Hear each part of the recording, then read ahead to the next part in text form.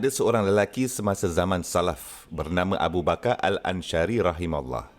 Dia juga dikenali sebagai Qadi Al-Malistan. Dia dikenali sebagai lelaki Mekah yang sangat saleh. Dia terkenal dengan takwanya. Dia adalah seseorang lelaki yang takut kepada Allah Subhanahu Wa Taala.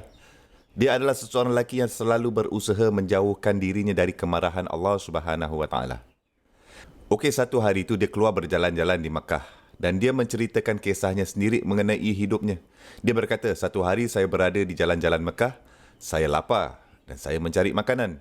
Dia tidak mempunyai apa-apa pun, dia miskin, sangat miskin. Dan dia mengatakan bahawa saya menjumpai beg dengan kalung mutiara yang sangat mahal di dalamnya.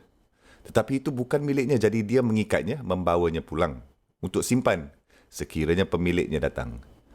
Dan dia keluar balik untuk mencari makan.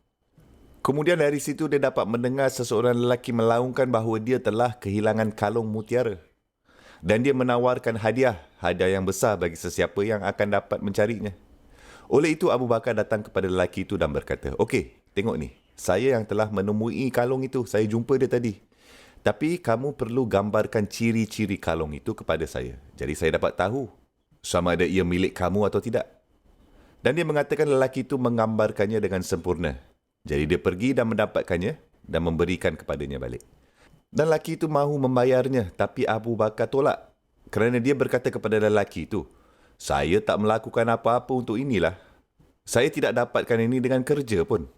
Saya hanya memberikan kamu balik apa yang memang milik kamu pun. Itu je. Oleh itu saya tidak merasa betul untuk dibayar kerana benda ni. Dan anda tahu bagaimana kita sebagai orang Islam, kita selalu cakap ke hulu ke hilir kan, berulang alik. Tak apa, ambil lah upah ni, ambil lah duit. Tak mau, saya tak mau, tak apa. Jangan risau. Ambil lah ni, tak mau. Ambil, tak mau. Akhirnya Abu Bakar hanya mengatakan tidak dan berjalan pergi, menolak. Saya tak mau. Saya takut kepada Allah Subhanahu Wa Taala. Pergi simpanlah apa yang memang menjadi milik kamu. Habis cerita. Okay. Kemudian Abu Bakar mengatakan bahawa dia menyedari bahawa dia tidak boleh dapat tinggal di Mekah lagi. Dia tidak dapat lagi cari jalan di Mekah. Dia tidak dapat mencari pekerjaan di situ, rezeki di situ. Oleh itu, dia memutuskan untuk menaiki kapal dan pergi ke tempat lain. Inilah Allah Subhanahu Wa Taala katakan, sekiranya kamu tidak dapat mencari jalan, bumi itu besar, pergi ke tempat lain. Oleh itu, dia menaiki kapal untuk pergi ke tempat lain. Tapi kan, ribut besar datang dan menghancurkan kapal. Dan banyak orang di kapal itu mati. Dia berkata, nasib baik saya dapat mengambil sebatang kayu yang apung. Dan angin meniup saya, dia tiup saya dan tiup saya ke sebuah pulau. Dan ketika dia sampai di pulau itu, dia mencarikan orang. Dia tidak dapat menjumpainya. Jadi dia melihat bahawa ada masjid. Dia masuk dan dia duduk dan dia mula membaca Al-Quran. Dan qiraahnya sangat baik. Penduduk pulau ini mula mendengar bacaan Al-Quran yang indah ini. Mereka pergi untuk melihat siapa tu.